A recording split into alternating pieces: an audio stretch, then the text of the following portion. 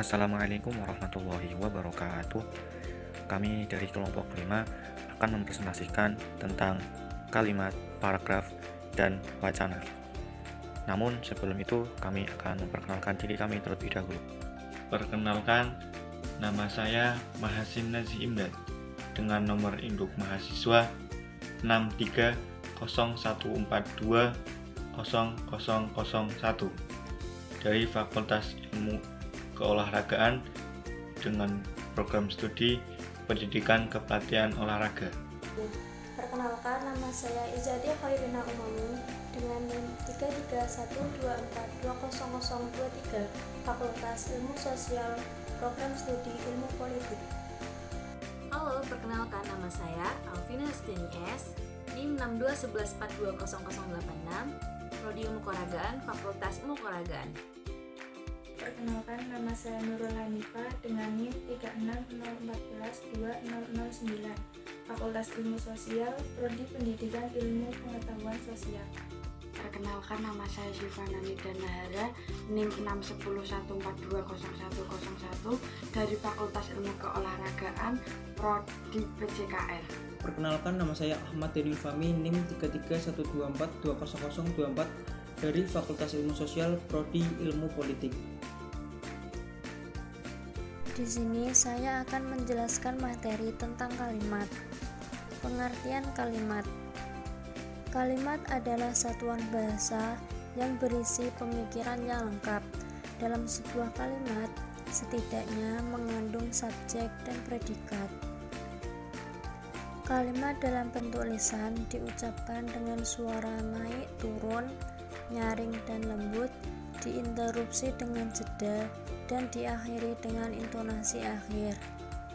Dalam wujud tulisan berhuruf Latin, kalimat dimulai dengan sebuah huruf kapital dan diakhiri dengan sebuah tanda titik, tanda tanya, dan tanda seru. Pengertian kalimat menurut para ahli. Menurut Keraf, kalimat menurut Keraf menyatakan bahwa kalimat sebagai satu bagian dari ujaran yang didahului dan diikuti oleh kesenyapan, sedang intonasinya menunjukkan bagian ujaran itu sudah lengkap. Menurut Darjo Widojo, kalimat menurut Darjo Widojo merupakan bagian terkecil dari suatu ujaran atau teks wacana yang mengungkapkan pikiran yang utuh secara ketatabahasaan. Menurut ahli tata bahasa tradisional dalam buku Cair, kalimat adalah susunan kata-kata yang teratur yang berisi pikiran yang lengkap. Menurut Slamet Muljana, kalimat menurut Slamet Muljana adalah kalimat sebagai keseluruhan pemakaian kata yang berlaku, disusun menurut sistem bahasa yang bersangkutan. Mungkin yang dipakai hanya satu kata, mungkin lebih. Ciri-ciri kalimat. 1. Dalam wujud tulisan berhuruf Latin, kalimat dimulai dengan sebuah huruf kapital dan diakhiri dengan sebuah tanda titik, tanda tanya, dan tanda seru. 2. Kalimat dalam wujud lisan diucapkan dengan suara naik turun, keras lembut, di sela jeda, dan diakhiri dengan sebuah intonasi akhir. 3. Dalam sebuah kalimat mengandung setidaknya satu subjek dan predikat. 4. Kalimat merupakan satu kesatuan bahasa yang memiliki fonem dan morfem. Apa itu fonem dan morfem? Fonem adalah bunyi pada sebuah bahasa yang membedakan makna dalam sebuah kata, sedangkan morfem adalah bentuk bahasa yang mengandung arti pada sebuah kata. 5. Kalimat bisa berdiri sendiri meski tidak ditambah dengan kalimat lengkap.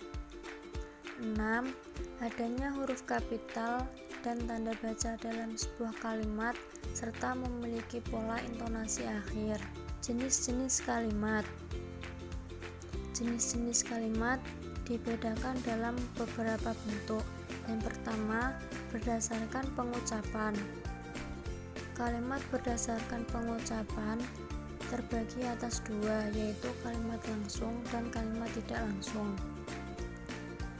Kalimat langsung adalah kalimat yang merupakan hasil kutipan pembicaraan seseorang yang persis seperti apa yang dikatakan. Contoh, dosen berkata, "Siapkan presentasi kalian." Kalimat tidak langsung. Kalimat tidak langsung adalah yang berisi pembicaraan seseorang dari sudut pandang pihak ketiga. Contoh, dosen mengingatkan kami untuk menyiapkan presentasi kami. Selanjutnya, jenis-jenis kalimat berdasarkan unsur kalimat. Jenis-jenis kalimat berdasarkan unsur kalimat dibedakan menjadi dua, yakni kalimat lengkap dan kalimat tidak lengkap. Kalimat lengkap mengikuti pola dasar dari kalimat, baik yang sudah dikembangkan maupun tidak. Penggunaan unsur-unsurnya jelas sehingga mudah dipahami. Contoh, warna merah melambangkan keberanian. Kalimat tidak langsung. Kalimat yang satu ini tidak sempurna karena hanya memiliki salah satu dari unsurnya saja. Kalimat ini biasanya berupa semboyan, salam, perintah, pertanyaan, ajakan, jawaban, seruan, larangan, sapaan, dan sebagainya. Contoh, kapan pulang? Selanjutnya, jenis-jenis kalimat berdasarkan jumlah frasa. Jenis-jenis kalimat berdasarkan jumlah frasa dibedakan menjadi dua, yakni kalimat tunggal dan kalimat majemuk. Kalimat tunggal hanya mempunyai subjek dan predikat. Bila dilihat dari unsur penyusunnya, kalimat yang panjang dalam bahasa Indonesia bisa dikembalikan ke bentuk dasar yang sederhana. Contoh, bapak-bapak bersalaman. Contoh pola kalimat ini hanya mempunyai subjek dan predikat, sehingga termasuk ke dalam kalimat tunggal. Selanjutnya, kalimat majemuk. Orang-orang seringkali menggabungkan beberapa pertanyaan ke dalam satu kalimat untuk memudahkan dalam berkomunikasi. Hasilnya, lahirlah penggabungan struktur kalimat yang di dalamnya terdapat beberapa kalimat dasar. Penggabungan inilah yang dinamakan kalimat majemuk. Kalimat majemuk ini masih terbagi lagi dalam beberapa jenis, yaitu kalimat majemuk setara, kalimat majemuk bertingkat, dan kalimat majemuk campuran. Kalimat majemuk setara. Struktur kalimat ini mempunyai dua kalimat tunggal atau lebih yang bila dipisahkan bisa berdiri sendiri. Kata penghubung kalimat majemuk setara biasanya digunakan kata dan, serta, tanda koma, tetapi, lalu, kemudian, atau, dan sebagainya. Contoh kalimat majemuk setara. Indonesia tergolong negara berkembang, tetapi Jepang telah digolongkan negara maju. Selanjutnya, kalimat majemuk bertingkat. Kalimat majemuk bertingkat mempunyai dua kalimat yang satunya bisa berdiri sendiri atau induk kalimat, sedangkan yang satunya lagi tidak, atau biasa dikenal dengan anak kalimat. Kata penghubung yang dipakai dalam kalimat majemuk ini yaitu ketika, sejak, karena, oleh sebab itu, hingga, sehingga, maka, jika, asalkan, apabila, meskipun, walaupun, andai kata, seandainya, agar, supaya, seperti, kecuali, dengan. Contoh kalimat majemuk bertingkat. Ilmuwan masih saja mencari asal-usul bulan. Ini termasuk induk kalimat. dan dilanjutkan meskipun hingga sekarang masih belum ada kepastian yang jelas. Ini anak kalimat. Selanjutnya kalimat majemuk campuran. Kalimat majemuk campuran adalah dua jenis kalimat majemuk setara dan bertingkat yang digabungkan. Contohnya, karena hujan turun dengan derasnya, kami tidak dapat pulang dan menunggu di sekolah. Selanjutnya, jenis-jenis kalimat berdasarkan fungsi. Jika ditinjau dari fungsinya, kalimat dapat dibedakan menjadi 4 bagian, yakni kalimat perintah, kalimat berita, kalimat tanya, dan kalimat seruan. Kalimat perintah. Kalimat perintah atau kalimat imperatif adalah kalimat yang maknanya memberikan perintah untuk melakukan sesuatu. Kalimat yang dapat memiliki bentuk perintah pada umumnya adalah kalimat teks transitif atau transitif, baik aktif maupun pasif. Kalimat yang predikatnya adjektiva kadang-kadang dapat juga memiliki bentuk perintah, bergantung pada macam adjektivanya. Sebaliknya, kalimat yang bukan verbal atau adjektival tidak mampu untuk dikatakan sebagai bentuk kalimat perintah. Contoh kalimat perintah adalah buatlah satu kalimat yang berpola SPOK, atau pergilah ke sekolah. Dalam bentuk tulis, kalimat perintah seringkali diakhiri dengan tanda seru, meskipun tanda titik bisa pula dipakai. Dalam bentuk lisan, nadanya agak naik sedikit. Selanjutnya kalimat berita. Kalimat berita yang sering pula dinamakan kalimat deklaratif adalah kalimat yang isinya memberikan sesuatu kepada pembaca atau pendengar.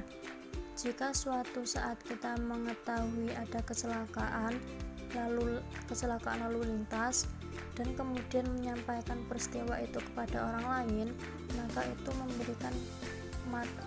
itu memberitakan kejadian tersebut. Contoh, terjadi kebakaran besar di Pasar Obor, Jakarta Timur.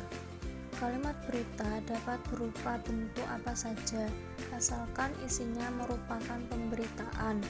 Dalam bentuk tulisnya, kalimat berita diakhiri dengan tanda titik. Dalam bentuk lisan, nada suara berakhir dengan nada turun. Selanjutnya kalimat tanya. Kalimat tanya yang juga dinamakan dengan kalimat interrogatif adalah kalimat yang isinya menanyakan sesuatu atau seseorang. Jika orang ingin mengetahui jawaban terhadap suatu masalah atau keadaan, maka ia menanyakannya dan kalimat yang dipakai adalah kalimat tanya. Ada 5 cara untuk membentuk kalimat tanya. Yang pertama, dengan menambahkan kata apakah. Yang kedua, dengan membalikan urutan kata. Ketiga, dengan memakai kata bukan atau tidak. Keempat, dengan mengubah intonasi kalimat. Kelima, dengan memakai kata tanya. Selanjutnya adalah kalimat seruan. Kalimat seruan merupakan suatu kalimat yang bertujuan untuk mengungkapkan ekspresi yang ada di dalam diri seseorang, entah itu kekaguman, kemarahan, kekecewaan, perintah, dan lain sebagainya. Unsur-unsur kalimat. Sebuah kalimat tidak lepas dari sebuah unsur-unsur, yaitu A. Subjek. Subjek merupakan suatu bagian kalimat yang menandai apa yang dinyatakan oleh si penulis. Subjek bisa berbentuk sebuah kata benda, frasakata benda, atau kata kerja. Contoh kata benda yaitu Ari sedang bersepeda. Contoh frasakata benda, pacar Ari manis. Contoh kata kerja, bersepeda hobi Ari. Ciri-ciri subjek. 1. Jawaban atas pertanyaan apa atau siapa. 2. Disertai kata itu. 3. Didahului kata bahwa. 4. Memiliki keterangan pewatas yang atau penghubung dengan menggunakan kata yang. 5. Tidak didahului preposisi seperti dari, dalam, di, ke, kepada, dan pada. 6. Berupa nomina atau frasa nominal. B. Predikat. Predikat merupakan suatu bagian kalimat yang menandai apa yang dinyatakan oleh si penulis tentang sebuah subjek. Predikat biasanya berbentuk sebuah kata kerja, frasa kata kerja, frasa numeral atau bilangan, kata benda, frasa preposisi atau kata depan, kata sifat atau frasa kata sifat. Contoh kata kerja yaitu Ari makan. Contoh frasa kata kerja Ari sedang makan. Contoh frasa numeral Ari Andi 2 orang. Contoh kata benda Ari pengusaha. Contoh frasa kata benda Ari pengusaha properti. Contoh frasa preposisi Ari ke kantor. Contoh kata sifat Ari tampan. Contoh frasa kata sifat Ari tampan sekali. Ciri-ciri predikat. 1. Jawaban atas pertanyaan mengapa atau bagaimana. 2. Dapat berupa kata adalah atau ialah. 3. Dapat diingkarkan yang diwujudkan oleh kata tidak. 4. Dapat disertai kata-kata aspek atau modalitas seperti telah, sudah, sedang, belum, akan, ingin, hendak, mau, dan lain-lain. C. Objek. Objek merupakan suatu bagian kalimat yang melengkapi sebuah kata kerja. Objeknya bisa berupa kata benda atau frasa kata benda.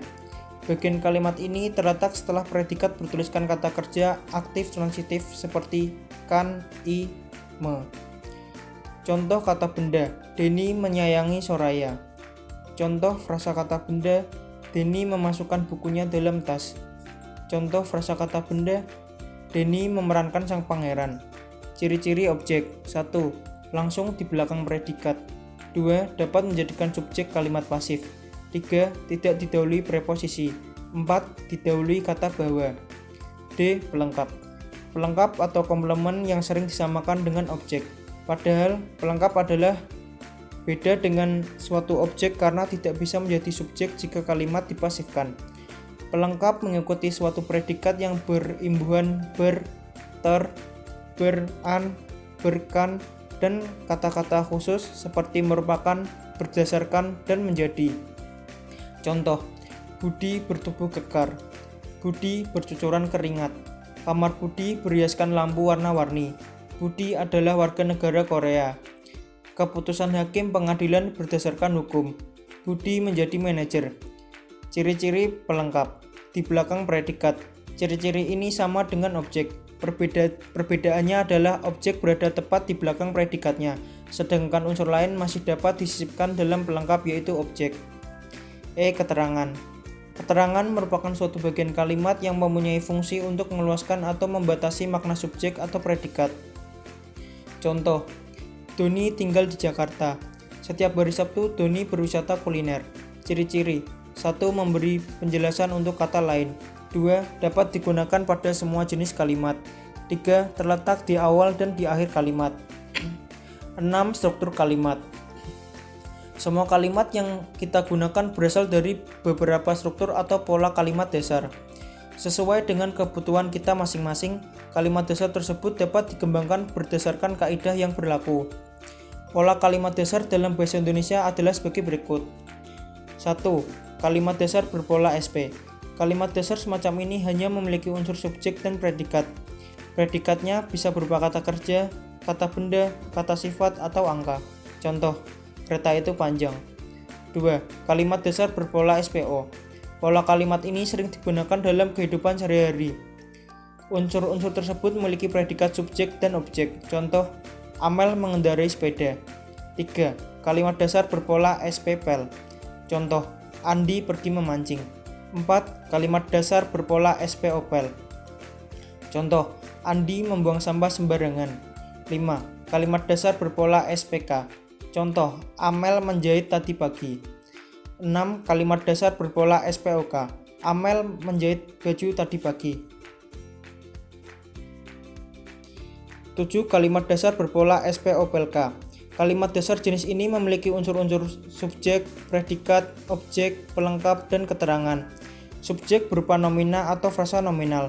Predikat berupa verba dui transitif. Benda berupa nomina atau frasa nominal. Pelengkap berupa nomina atau frasa nominal dan keterangan berupa frasa preposisional. Contoh, ibu membelikan Rani baju baru di pasar. 8. Kalimat dasar berpola SPPLK. Kalimat dasar jenis ini memiliki unsur subjek, predikat, pelengkap, dan keterangan. Subjek berupa nomina atau frasa nominal. Predikat berupa verba intransitif, adjektiva dan pelengkap berupa nomina atau adjektiva dan uraian berupa frasa preposisional. Contoh, Cindy sedih ketika kakak masuk rumah sakit. Memasuki materi yang kedua yakni paragraf. Sebelumnya kita harus mengerti definisi dari paragraf. Paragraf adalah kesatuan pokok pikiran yang terdiri atas beberapa kalimat. Sebuah paragraf terdiri atas satu pokok pikiran atau satu gagasan utama. Definisi paragraf menurut para ahli. Menurut Chair, paragraf adalah suatu bahasa yang terdiri atas dua buah kalimat atau lebih yang saling berkaitan, memiliki satu kesatuan yang utuh dan padu. Menurut Geoscraft, paragraf merupakan suatu kesatuan pikiran, suatu kesatuan yang lebih tinggi atau luas dari kalimat dan merupakan himpunan dari kalimat yang bertalian dalam suatu rangkaian untuk membentuk suatu gagasan. Menurut Ramlan, paragraf merupakan bagian dari suatu keterangan yang terdiri atas sejumlah kalimat yang mengungkapkan suatu informasi dengan ide pokok sebagai pengendalinya. Menurut Lamuddin Finosa, paragraf merupakan satuan bentuk bahasa yang biasanya merupakan hasil penggabungan beberapa kalimat. Dari pengertian-pengertian tersebut dapat disimpulkan bahwa paragraf adalah suatu gagasan yang berbentuk serangkaian kalimat-kalimat yang saling berkaitan. Paragraf juga disebut dengan alinea. Kalimat-kalimat yang terhimpun menjadi paragraf ini harus padu. Kepaduan berarti seluruh kalimat dalam paragraf harus saling berkaitan yang mendukung sebuah gagasan utama. Paragraf terdiri atas kalimat topik atau kalimat pokok dan kalimat penjelas atau kalimat pendukung. Kalimat topik merupakan kalimat terpenting yang berisi ide pokok alinea. Sedangkan kalimat penjelas atau kalimat pendukung berfungsi untuk menjelaskan atau mendukung ide paragraf. Ciri-ciri paragraf. 1. Letaknya ke dalam 5 ketukan spasi untuk jenis karangan yang biasa. 2. Paragraf menggunakan pikiran utama yang dinyatakan dalam kalimat topik. 3. Kalimat topik dan selebihnya adalah kalimat pengembang sebagai fungsi penjelas, menguraikan atau menerangkan pikiran utama yang terdapat dalam kalimat topik. 4. Paragraf menggunakan pikiran jelas yang dinyatakan dalam kalimat penjelas. Unsur-unsur paragraf. 1. Di dalam paragraf harus mengandung satu pikiran utama atau satu topik. 2. Di dalam paragraf harus mempunyai koherensi antar kalimat dalam suatu karangan yang lebih dari satu paragraf. Antar kalimat dan antar paragraf terjalin sebuah hubungan yang saling mendukung. 3. Di dalam paragraf, sebuah pikiran utama didukung oleh suatu pikiran penjelas, baik dengan penjelasan, uraian, maupun contoh-contoh. 4. Di dalam paragraf harus mempunyai uniti atau karangan yang mempunyai satu kesatuan yang padu. 5. Di dalam paragraf harus harmonis, sistematis, gramatis, dan normatif. Pokok pembicaraan dalam karangan di bagian awal paragraf disebut sebagai paragraf pembuka yang difungsikan untuk mengantarkan pokok pembicaraan, menarik minat pembaca. Setelah pokok pembicaraan diikuti dengan pengembangan kalimat atau kalimat pengembang yang berfungsi untuk mengemukakan inti persoalan, memberikan gambaran, menjelaskan, meringkas, dan mempersiapkan kesimpulan. Kesimpulan seluruh karangan biasanya berada di paragraf terakhir. Kesimpulan ini biasanya tidak terlalu panjang dan menimbulkan kesan yang mendalam bagi pembaca atau pendengar, seperti pesan atau kesan. Paragraf yang kalimat pokoknya ditempatkan pada bagian awal lalu disusul dengan uraian penjelasnya disebut paragraf deduktif. Sedangkan paragraf yang menyajikan penjelasan terlebih dahulu yang diakhiri dengan pokok pembicaraan disebut paragraf induktif. Paragraf yang pokok kalimatnya ada di bagian awal dan akhir paragraf dinamakan paragraf induktif-deduktif. Jenis-jenis paragraf. 1. Paragraf deskripsi. Paragraf deskripsi adalah suatu paragraf yang menceritakan atau memaparkan sesuatu secara jelas. Contohnya, pada malam bulan purnama yang terang benderang, cahaya bulannya memancar sangat indah. Keadaan malamnya seperti di siang hari. Cahaya bulan purnama itu menerangi setiap sudut bumi. Semuanya terlihat terang. Pada malam itu, anak-anak terlihat riang sekali. Mereka bermain di tengah halaman rumahnya. Ada juga yang duduk santai, dan sebagian sengaja berjalan berkeliling desa untuk menikmati cahaya bulan purnama malam itu. Di sini, paragraf itu menjelaskan tentang keadaan malam pada bulan purnama yang terang malam itu. Paragraf tersebut mendeskripsikan tentang malam pada bulan purnama yang terang benderang. 2. Paragraf eksposisi. Paragraf eksposisi yaitu suatu paragraf yang memaparkan cara atau petunjuk supaya pembaca memahami bacaan dengan jelas. Contohnya, kegiatan untuk memeriahkan HUT RI ke-69 tanggal 17 Agustus 2014 di Desa Ciherang. Semua warga Desa Ciherang turut memeriahkan acara HUT RI ke-69 di Desa Ciherang dengan mengikuti beragam sebuah perlombaan yang disediakan oleh panitia lomba. Kategori yang diperlombakan yaitu lomba panjat pinang, lomba balap karung, lomba makan kerupuk, lomba memasukkan paku dalam sebuah botol, lomba tarik tambang, dan sebagainya. Dalam paragraf tersebut dipaparkan sebuah lomba apa saja yang dilaksanakan atau diadakan oleh panitia lomba di Desa Ciherang untuk memeriahkan HUT RI ke-69 pada tanggal 17 Agustus 2014. Jenis paragraf yang ketiga adalah paragraf narasi.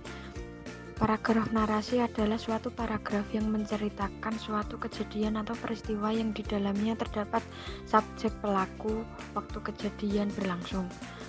4. Paragraf argumentasi. Paragraf argumentasi adalah suatu paragraf yang mengutarakan suatu pendapat atau ide yang mempunyai alasan yang mendukung.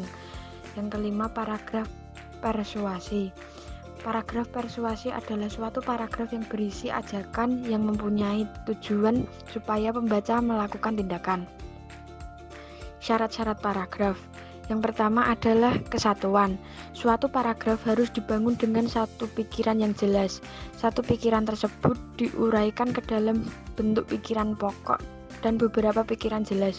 Hubungan pikiran yang satu dengan pikiran yang lain menandakan bahwa paragraf tersebut sudah mempunyai kesatuan. Yang kedua, kepaduan atau koherensi. Kepaduan terwujud dari hubungan kompak antara kalimat berbentuk paragraf. Kepaduan dalam paragraf dapat terjadi apabila ada hubungan timbal balik antara kalimat dan mudah dipahami. Yang ketiga, kelengkapan. Suatu paragraf dikatakan lengkap jika berisi kalimat-kalimat penjelasan yang cukup untuk menunjang kalimat pokok.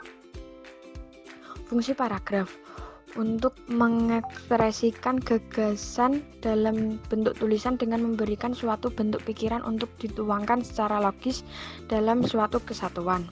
Yang kedua, untuk memudahkan dalam pengordinasian gagasan bagi penulis dan memberikan kemudahan pemahaman bagi pembaca. Yang ketiga, untuk menandai peralihan gagasan baru bagi karangan yang terdiri dari beberapa paragraf. Yang keempat, untuk memudahkan dalam mengembangkan topik karangan ke dalam suatu unit pikiran yang lebih kecil. Yang terakhir atau kelima, untuk memudahkan dalam pengendalian variabel, terutama karangan yang terdiri dari beberapa variabel. Yang selanjutnya adalah wacana. Pengertian wacana. Wacana adalah satuan bahasa yang terstruktur secara lengkap, yang disajikan secara teratur dan membentuk suatu makna yang disampaikan secara tertulis maupun lisan. Secara lisan, Secara lisan, wacana dapat dilihat sebagai proses komunikasi antara penyapa dan pesapa. Sedangkan secara tertulis, wacana terlihat sebagai hasil dari pengungkapan ide atau gagasan. Pengertian wacana menurut para ahli. Menurut ahli, wacana merupakan rentetan kalimat yang berkaitan yang menghubungkan proporsi yang lain dan membentuk suatu kesatuan. Yang kedua, menurut Rida Laksana, wacana merupakan suatu pernyataan atau rangkaian pernyataan yang dinyatakan secara lisan atau tulisan dan memiliki hubungan makna antar satuan bahasanya serta terikat konteks. Yang selanjutnya, menurut Samsuri, wacana ialah rekaman kebahasaan yang utuh tentang peristiwa komunikasi, biasanya terdiri atas seperangkat kalimat yang mempunyai hubungan pengertian yang satu dengan yang lainnya. Komunikasi itu dapat menggunakan bahasa lisan dan dapat pula menggunakan bahasa tulis. Yang selanjutnya, menurut Fowler, wacana adalah komunikasi lisan dan tulisan yang dilihat dari titik pandang kepercayaan, nilai, dan kategori yang termasuk di dalamnya. Ciri-ciri wacana. Ciri-ciri wacana yaitu sebagai berikut. 1. Terdapat sebuah topik. Yang kedua, satuan terbesar, terlengkap, dan tertinggi. Yang ketiga, memiliki hubungan koherensi. Yang keempat, memiliki hubungan kohesi. Yang kelima, mempunyai sebuah hubungan yang stabil. Yang keenam, media dapat diucapkan maupun ditulis. Yang ketujuh, sesuai dengan konteksnya. Syarat-syarat pembangunan wacana yang baik. Agar wacana menjadi baik, kita harus memperhatikan persyaratan dalam pembangunan wacana. Syarat tersebut adalah wacana tersebut harus kohesif dan koheren. Bila wacana tersebut kohesif dan koheren, akan terciptalah wacana yang memiliki kepaduan, kesatuan, dan kelengkapan. Kepaduan wacana. Untuk mencapai kepaduan, langkah-langkah yang harus kita lakukan adalah kemampuan merangkai kalimat dan paragraf, sehingga bertalian secara logis dan padu. Untuk mempertahankan kalimat dan paragraf agar tetap logis, kita harus menggunakan kata hubung. Terdapat dua jenis kata hubung, yaitu kata penghubung intrakalimat dan kata penghubung antar kalimat. Kata penghubung intrakalimat adalah kata yang menghubungkan antara anak kalimat dengan induk kalimat. Sedangkan kata penghubung antar kalimat adalah kata yang menghubungkan kalimat yang satu dengan kalimat yang lainnya. Contoh kata penghubung intrakalimat yaitu karena, sehingga, tetapi, sedangkan, apabila, jika, maka, dan lain-lain. Contoh kata penghubung antar kalimat yakni oleh karena itu, jadi, kemudian, namun, selanjutnya, bahkan, dan lain-lain. Kesatuan wacana. Selain kepaduan, persyaratan penulisan wacana yang baik adalah prinsip kesatuan. Yang dimaksud dengan prinsip kesatuan wacana adalah tiap paragraf-paragraf sebagai penyusun wacana memiliki keterikatan yang dibahas. Keterkaitan tersebut dapat dilakukan, misalnya, dengan menggunakan pola pengembangan khusus ke umum. Dengan pengembangan ini, cara ini kita mampu menjelaskan sesuatu dengan secara umum terlebih dahulu. Kelengkapan wacana. Sebuah wacana dikatakan lengkap apabila di dalamnya terdapat paragraf-paragraf yang menjadi inti dari suatu pembahasan yang diangkat dalam wacana tersebut secara lengkap untuk menunjukkan pokok pikiran. Ciri-ciri paragraf penjelas yaitu berisi penjelasan-penjelasan berupa rincian, keterangan, contoh, dan lain-lain. Paragraf penjelas juga memerlukan kata penghubung, baik kata penghubung antar kalimat maupun intrakalimat. Jenis-jenis wacana. Berdasarkan cara pemaparan, wacana dibedakan menjadi 5. Yang pertama, wacana narasi. Yang kedua, wacana deskripsi. Yang ketiga, wacana eksposisi. Yang keempat, wacana argumentatif, dan yang kelima, wacana persuasi. Wacana narasi. Istilah narasi dalam bahasa Inggris yaitu narration, berarti kisahan. Penyusunan wacana narasi erat kaitannya dengan rangkaian peristiwa. Wacana ini berusaha menyampaikan serangkaian kejadian menurut urut terjadinya, dengan maksud memberi arti kepada sebuah kejadian atau serentetan kejadian, dan agar pembaca dapat memetik hikmahnya dari cerita itu. Wacana narasi berisi fakta-fakta yang benar terjadi atau pula berupa khayalan. Wacana narasi yang berupa fakta, misalnya autobiografi seorang tokoh terkenal, dan sebaliknya. Wacana yang berbentuk novel, cerpen, roman, hikayat, drama, dan lain-lain itu digolongkan dalam wacana yang fiktif. Wacana deskripsi. Istilah deskripsi dalam bahasa Inggris yaitu description, artinya periang. Wacana deskripsi adalah wacana yang menggambarkan sesuatu sesuai dengan keadaan sebenarnya, sehingga pembaca dapat melihat, mendengar, mencium, dan merasakan apa yang dipahaminya itu sesuai dengan pikiran penulisannya. Wacana ini bermaksud menyampaikan kesan-kesan tentang sesuatu, dengan kesan utama sebagai pengikat semua kesan yang dituliskan. Wacana argumentasi. Wacana argumentasi adalah wacana yang berusaha memberikan alasan untuk memperkuat atau menolak suatu pendapat, pendirian, atau gagasan. Wacana ini termasuk wacana yang paling sulit bila dibandingkan dengan wacana-wacana lain yang telah diuraikan terdahulu. Kesulitan tersebut muncul karena perlu adanya alasan dan bukti yang dapat meyakinkan, sehingga pembaca terpengaruh dan membenarkan gagasan, pendapat, sikap, dan keyakinannya. Wacana eksposisi. Istilah eksposisi dalam bahasa Inggris yaitu exposition, yang artinya membuka atau memulai. Wacana eksposisi adalah wacana yang berusaha menerangkan atau menjelaskan pokok pikiran yang dapat memperluas pengetahuan pembaca karangan itu. Wacana ini bertujuan menyampaikan fakta-fakta secara teratur, logis, dan saling bertautan dengan maksud untuk menjelaskan suatu ide, istilah, masalah, proses, unsur-unsur sesuatu, hubungan sebab akibat, dan sebagainya. Hal ini dilakukan agar diketahui oleh pembaca. Wacana persuasi.